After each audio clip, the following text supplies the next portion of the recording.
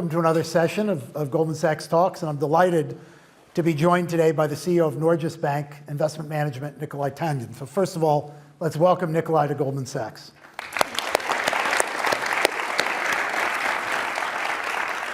So Nicolai is responsible for the management of the government pension fund. It's the world's largest sovereign wealth fund, owning about 1.4% of the world's listed companies. Nicolai also runs the daily operations of Norges Bank Investment Management. He was previously the Chief Executive Officer and Chief Investment Officer of AKO Capital, one of Europe's top investment management firms. Nicolai founded AKO Capital and also established the AKO Foundation, which aims to support education, promote the arts, and combat climate change. We're obviously going to talk to Nicolai about Norges Bank, how investments can drive change, leadership, and what he's learned from some of the top leaders in the world from your podcast. So I'm looking forward to talking about that. And so if it's okay, we're going to kind of jump right in. Sure, go. Okay, well, so you're coming up on your 5th year anniversary as the CEO of Norges Bank Investment Management, Norway's $1.7 trillion investment fund. And the fund is up 60% since you took over in 2020. Talk about the responsibility of stewarding a pool of capital this large. Talk a little bit about how you kind of think about that responsibility and how it's kind of framed the way you've tried to set this up over the last 5 years. Yeah, it's a big responsibility because it's such a kind of big fund for a very small country. And despite we only use 2.5% of the fund every year, it provides more than 20% of the state budget. And we have on our website a ticker, which is the live value of the fund, and it's updated 13 times per second. So pretty kind of live, and it's the most watched number in the country. So everybody is focusing in on it. So big responsibility, but it's made easier by the fact that we have a mandate, a really, really good mandate, which is basically made by the Ministry of Finance, and it's got broadly politically anchored. So all the political parties agree with what we're doing. It means that they will not change their mind at the wrong time. And so that's good. And then also, of course, I don't do it on my own. We are 700 people, really, really great team. And then, yes, there are a lot of zeros in, 19,000 billion Norwegian kroner, but you don't really think about those numbers, right? You think about doing the right thing, doing the right processes, and then the numbers will follow. Yeah, I know that some of the guiding principles are to be long-term oriented and diversified, but talk a little bit about how you decide where to invest, and how do you decide where not to invest? Yeah, so again, the ministry has this mandate, but at the same time, we have to do it in a ethical way. So we have a separate Council of Ethics, which decides where we cannot invest. We don't invest in coal, weapons, and so on. And there are some countries where we don't invest. And so, that's kind of the broad picture. We are very diversified. We own some 9,000 companies across the whole world. In Europe, we own a bit more, close to 2.5% to 3%. Across Europe. Yeah. Yeah. So I know that one of the things that you've said repeatedly is you really aim to be the most transparent investment fund in the world. Talk a little bit about the benefits of transparency when you're running an investment pool like this and how you think about, transparency as a principle. Yeah, so to me, transparency is like totally key. Transparency increases trust. If the more your clients can see, the more they trust you. We disclose every holding we have twice a year. And we are the most transparent fund in the world. There's actually a world championship in transparency. Is there? Yeah. And for a period of time, didn't know that. That's the sport I'm doing. Now, for a while, the Canadians were number one, and I thought, hey, it's fine that the Canadians beat us in ice hockey, but it's not fine that they beat us in transparency. Well, I don't know that it's really fine that they beat you in ice hockey. But so last year, for the first time, we became the world champion. That's awesome. Yeah. I want to talk a little bit about climate because I know it's an area of focus for you. Talk a little bit about the private sector, the role the private sector should play, the role investors play when it comes to the environment and sustainability. Do you see, how do you think about the long-term investment opportunity around these long cycle transition issues? Well, so we care about climate because it is a financial risk. We see it now in a lot of the commodity prices. You see it in, coffee, olive oil, orange juice, all these kind of things, where, the prices are going up because harvests are worse because of the climate. So climate and the financial market is linked in a different way than it has been before. So we spend a lot of time working with our companies, making sure they do the right thing on climate. I appreciate there's been a backlash in the US. We haven't really seen that to the same extent in Europe. And for sure in Norway, we continue to have the same opinions as we've had before. I think there are investment opportunities in that space as well now, which are better than before. We got the opportunity to invest in renewable infrastructure 4 years ago. And in the beginning, we were just like really, really slow because we thought the returns were too low, too many people chasing the deals. But now that's changed. So we think there are better returns in the space. There's a bit more supply, so you can deploy more capital, and we have beefed up the team and doing more than now. In renewable infrastructure specifically, or more broadly? Talk a little, you're 5 years in, kind of frame for me, what are a handful of kind of key accomplishments in these first 5 years, and what are a handful of the most important learnings? Yeah. So first of all, it's not me, right? It's about the big team, but what have we focused in on? Well, we focused in on performance, of course, because without performance, we have no reason to be. And it's very much about learning from mistakes. We've created this investment simulator where all the data from every PM is up in the cloud, and when you want to make a decision, you get it all fed back to you. All your weaknesses, all your bad habits, are you normally selling losers too late? Are you selling winners too early? When you trade, you basically get all these signals fed back to you. And so that's been a big development, which is now starting to change investment behavior. It's really cool. Very good. We're also working on getting people to be more contrarian in the trades they do and more long-term. The most difficult thing is to be long-term. Why is it so difficult? Well, you come to work on a Monday and it's just like you come home and you tell your husband, and he asks you, what did you do today? Well, I did nothing. Tuesday, nothing. Wednesday, nothing. Thursday, nothing. You don't feel great about it. And so sometimes the best thing is not to do very much, but it's very profitable. Compounding is just amazing. Compounding is a powerful thing. It's unbelievable. So that's what we're doing on the investment side. On the people side, more development of people. We are recruiting better people. On the communication side, much more transparency, more internal communication, more external communication, and then operational robustness better, and more focus in on cyber. So we just done a lot of things. Your shareholder, you mentioned 9,000 companies. I know Goldman Sachs is one of those companies. Yeah. We appreciate that. We thank you for all your hard work. We're working hard. And because you guys are working hard. We're working hard. Talk a little bit about investor dialogue. What makes for an effective investor dialogue, and how important is investor dialogue for you with respect to the companies? It's very, very important. We have more than 3,000 meetings a year with our companies. We turn up at nearly 10,000 AGMs. We vote on 120,000 proposals. We've got a big machinery doing this.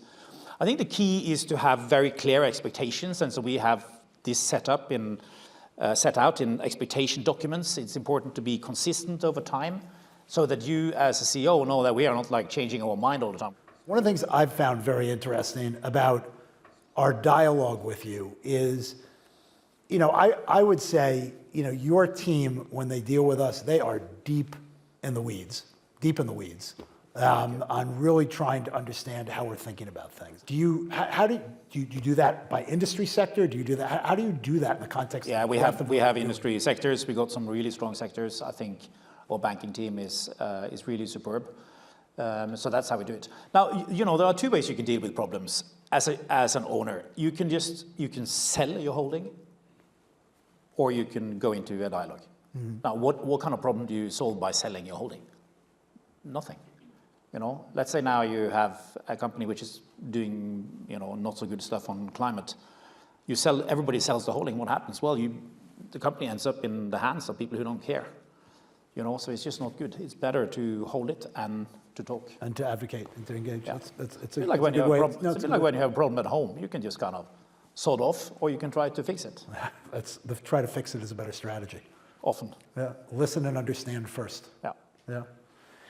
So in the first half of 2024, your fund posted $138 billion in profit, largely in kind of the acceleration of large cap tech.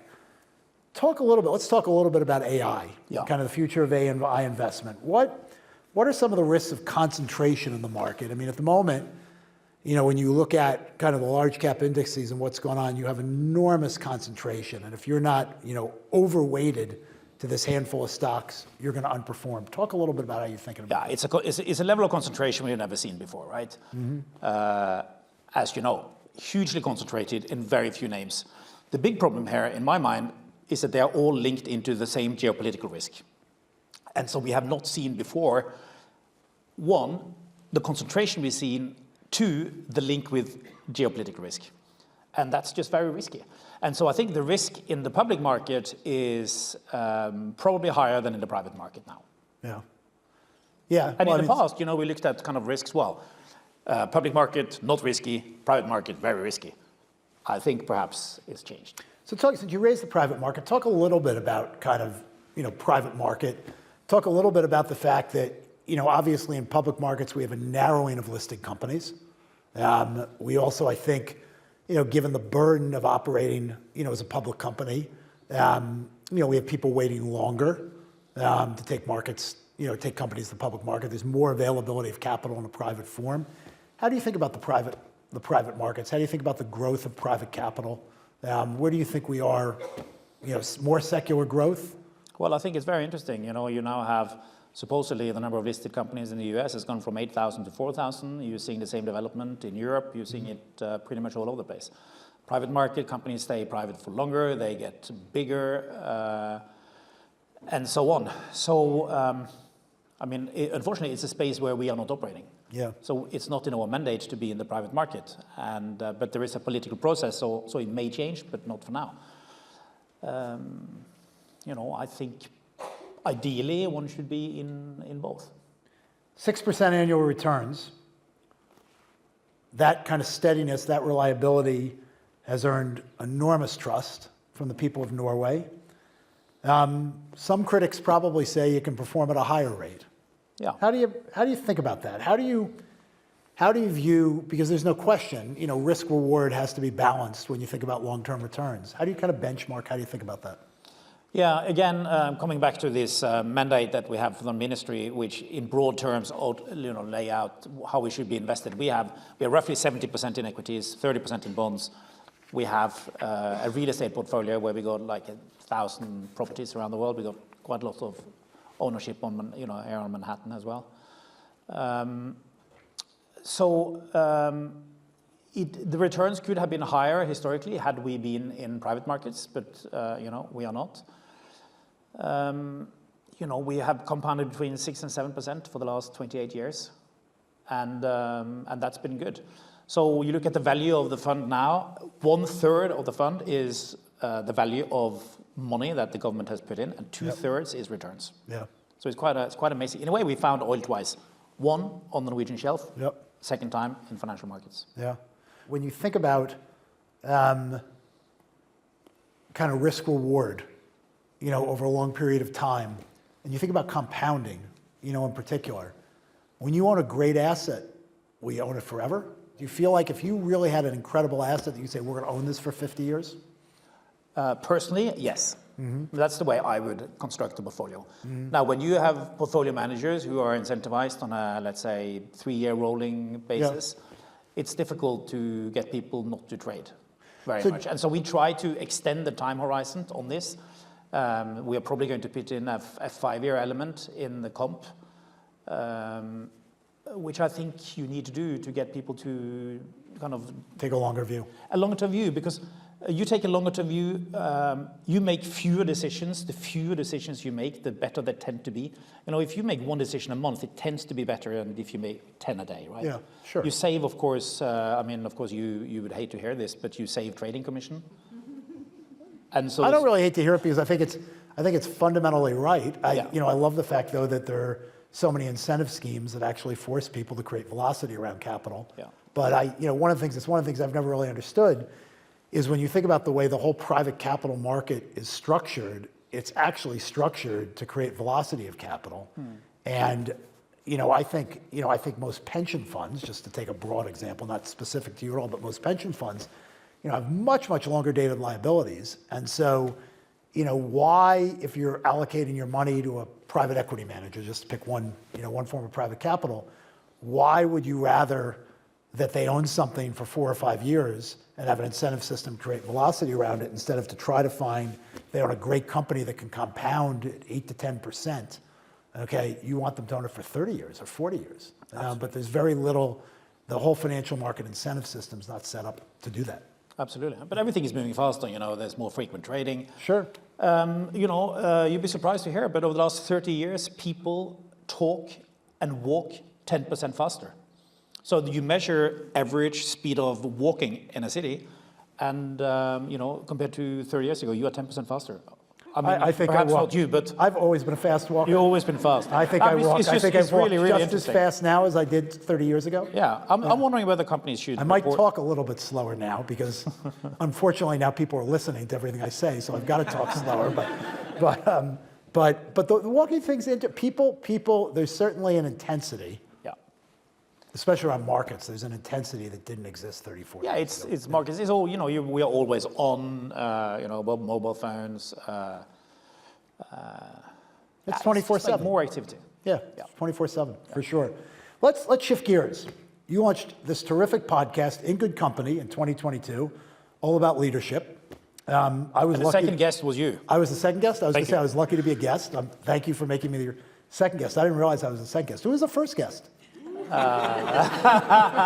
Was the CEO of BP. Oh, But when you came on, it was really cool because you start this saying it was a pilot. I didn't know whether it would fly or not, and bang, you get the CEO of Goldman Sachs. Wow, big deal, So then we thought, hey, this could perhaps be a serious thing. well, and now it's the biggest. Now it's one of the leading It's a big business podcast. podcasts in the world. Yeah. One of them, and it's fun. No, it's a big podcast. But I mean, think about this, okay? Have anybody The listened to any of CEO this? Have anybody listened Has to anybody any? heard the podcast? Yeah. The CEO. What's wrong with the rest of you? Start listening to the podcast. The CEO of the largest sovereign wealth fund and a significant shareholder in Goldman Sachs calls and says, "Hey, will you go on my podcast?" Let me think about it. Okay. I mean, that was not a tough ask. It wasn't a tough ask. I was really impressed because you responded within 5 minutes. Okay. Well, I try to be very, very responsive. But let's talk about the podcast. Yeah. You've interviewed dozens of CEOs at this point. Dozens of CEOs. Yeah. What similarities do you see? Yeah, it's very interesting because when you kind of cut them up into pieces and throw them up in the air and see where they land, CEOs have a lot of similarities, right? There is a lot of focus on grit. There is generally high level of energy. I would say curiosity is very high up on the list. So, they have quite a lot of things in common. Is good leadership changing and evolving? I think it is. I think there is more focus on listening skills. There is more on empathy. There is more on generally involving, the people you work with in strategy development and so on. And I think it makes it easier to actually execute. And I also think the empathy element, I think is more important than ever before in a time of AI, that we lean on what it is that makes us human. And then I think there is a really interesting thing with the Indian leaders, people with Indian backgrounds, because they've kind of broke through the glass ceiling and taken over the whole, Silicon Valley, right? So what is it that they bring? Well, I think they are more in the know in what they're doing. There is something that the firm is bigger than themselves. There is a lot of focus on empathy, such as Satya Nadella, who talks about it a Satya lot. is a huge empathetic. Very big on that. And that there is no trade-off between empathy and execution. It goes hand in hand. So I think leadership is moving. Are there differences in regions? Yes. I suspect US leaders are a bit more extrovert, probably take a bit more risks than we do in Europe. Scandinavian is Do you more. think that's a positive? Well, I actually think it is a positive, and it explains part of why we have a bit of a problem in Europe. We don't take enough risks. It's combined with regulation and so on, but the risk appetite and the level of ambition in America is really driving growth. Yeah, the innovation economy here and the Fantastic. willingness of people to start businesses, take risk, innovate, drive growth is definitely contributing to kind of U.S. economic. Yeah, absolutely. But also, Yeah. also the acceptance of the fact that you make mistakes. Yeah. So in Europe, it's not good to make mistakes. You often don't get a second Not good to make chance. mistakes here either. No, but no, but it's more accepted. It's just like, hey, we do lots of stuff, and of course we make some mistakes. And you can change. Absolutely. And so that's a bit of a cultural difference. Yeah. When you look at these leadership lessons, as you talk to different leaders, do you find yourself incorporating it somehow into the way you run the fund? Totally. Can you give a concrete example? I try to integrate all the good stuff I learn. It's really, really interesting, right? I mean, we try to steal everywhere we can. Talk about some. I mean, not you should. stealing money, but I mean, but ideas. By the way, imitation is the highest form of flattery. Totally. Absolutely. Totally. Talk about some of your favorite guests. What characteristics do they share as leaders? Well, I think, I mean, in addition to you, of course. Yeah, put me aside. No, I think you can put them into different categories. Of course, speaking to the tech leaders is amazing, right? So you speak to Sam Altman, Jensen Huang, Bill Gates, and so on, and they basically look into the future. They see what it looks like, and you learn that. I think some of the people who are from different places than actually finance is quite fun, right? We did Magnus Carlsen, the best chess player in the world, comparing chess strategy with investment strategy. It's like, wow, when do you take risks? Do you take more risks after you lost, or do you take less risk? Very different from what we typically do. So just a lot of learnings from that. Stoltenberg, the NATO Secretary General on geopolitics and so on. And then some of the really long-term thinkers, like the Wallenbergs in Sweden, really interesting.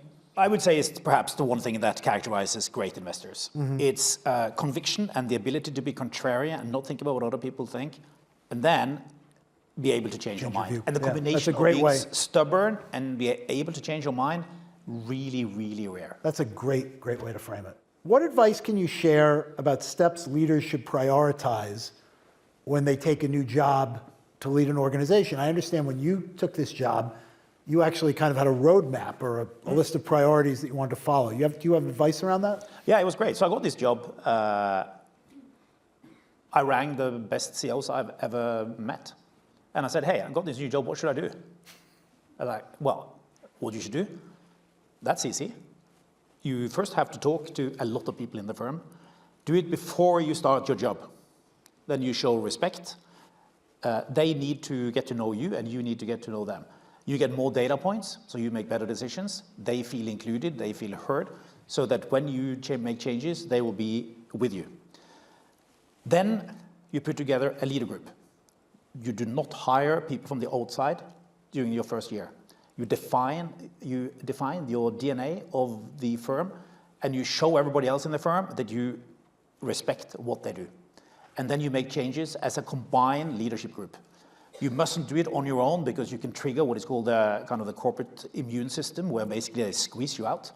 So you do it as a combined group. And then you pick a few things, not too many, and don't make the changes too fast. The people who fail are the people who try to do too much too fast. Yeah. And so we made changes, and I think twice we felt that we were moving a bit too fast and we slowed down. But I think that's the way to do it. You mentioned grit.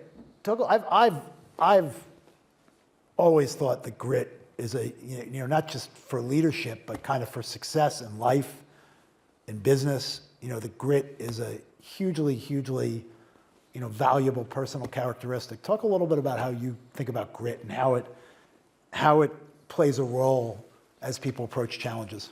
It's totally key. It's just how you cope with things, right? I think it's sometimes difficult to screen for it, but when you hire, you see what people have been doing. So I was interviewing this guy for a summer program. He said, like, hey, what have you done during your summers? I worked in a bakery. Okay, but 7 summers in a row? Yeah. Do you know when you need to wake up to work in a bakery? It's like 3 a.m. Super early. Super early. So we try to find it, and I think, we are in a world where there is perhaps a bit less grit than before. The younger generation have, on average, according to the specialists, a bit less grit because they've been protected by their parents. Parents are taking all the, a lot of the decisions and the problems, and so therefore we have had less problems to cope with. And I think you think that's permanent, or you think that's cyclical? Well, so that's interesting. But I do think it explains some of the, it's not easy to be young these days, and it could be that you just have had too much protection. I think it's cyclical because I think the next generation is just like, hey, you know what, my parents kind of screwed me up. I'm certainly not going to do the same mistake. And so I think it's going to get, into that kind of stuff. In other words, my parents didn't get a hoot what I was doing, No, every me single neither. night. I Me mean, they neither. basically said, come home when the street lights go on. Absolutely. Okay, that certainly wasn't the way my kids grew up. Yeah, I mean, I remember my father, he said, Nicolai, have you heard about the hedge fund? It's like, Daddy, I worked for a hedge fund for 10 years now. Shift gears. You're passionate about European competitiveness, and it was interesting what you said a few moments ago when we were talking about, innovation, economy, and regulation. I mean, I would just observe one of the things that I saw, recently that just kind of, I thought, the European Union got so wrong was when the regulatory infrastructure came out and said, we have to protect Europe from AI. It's almost like the opposite. How do we encourage Europe to be taking risks and investing in AI? Talk a little bit about what Europe can do to be more competitive. Yeah, it's a very, very difficult question, right? I mean, on AI, we think it needs some kind of regulation and oversight. But the thing is that in Europe, we have a lot of regulation. And in my mind, regulations are one by one, they're pretty good, right? There's a reason why you regulate that and why you regulate that and why you regulate that. But it's a bit like you come into a bar and each bottle tastes pretty good. But when you put everything into a bucket, it doesn't taste so good The anymore. Long Island iced tea. Yeah, well, that's only like six. It's only 6, yeah. Or whatever. So it's very regulated, and I think that the kind of the heavy level of regulation, combined with kind of competition authority, which has insisted that there should be huge competition in all areas, in all countries, means that you have a pretty fragmented market, right? There is not one big bank. In every country, you have 3 telecom operators. So you basically have nearly 30 in the whole of Europe, whilst 3 in the whole of the US. So you get quite small players in a lot of different places, and that means that they are not globally competitive. Now, this may be changing, hopefully, and I think it does. But there is a lot of stuff to do, and if you want to read a good report on this, it's a Draghi report, which came out a little while back, report. really strong report. It's just the kind of things we need to do. Now, what you need to do it costs a lot of money, and it takes strong political will. And so we'll see what happens. Leadership. Takes leadership. Takes leadership. Yeah, which is not easy. Yeah. Yeah. So to live in Europe and invest in America is pretty good. Yeah. I was going to say, Europe is a great place to live. It's a fantastic place to live. Yeah. And there are some really serious questions about kind of social fabric and those kind of things, right? Sure. And social protection. And for sure we have that in Europe. Yeah. I mean, one of the things that I've found fascinating is I've gotten to know you over the last 5, 6 years, is you love to learn. You have lots of diverse interests, outside of finance, including degrees you've completed as an adult in art history and social psychology. Talk a little bit about getting those degrees as an adult and how it's affected, kind of the way you invest, how it's affected kind of your thought process around life. Yeah. So it depends on, how do you measure your life? Some people measure their success in money. I don't do that. I think, some people think the people who's got the most money when he or she dies has won. So I think that's totally wrong. I think they have lost because, first of all, they should have given it away, right? But I think the person who knows the most when he or she dies, they are the winners. So you need to learn as much as you can. And so, I try to learn all the time. So, and I think one of the most interesting things I've studied is social psychology. Because it kind of teaches you how people think, what kind of risk they take, what are the drivers in their lives, and so on. And we've put quite a lot of that into work in the fund.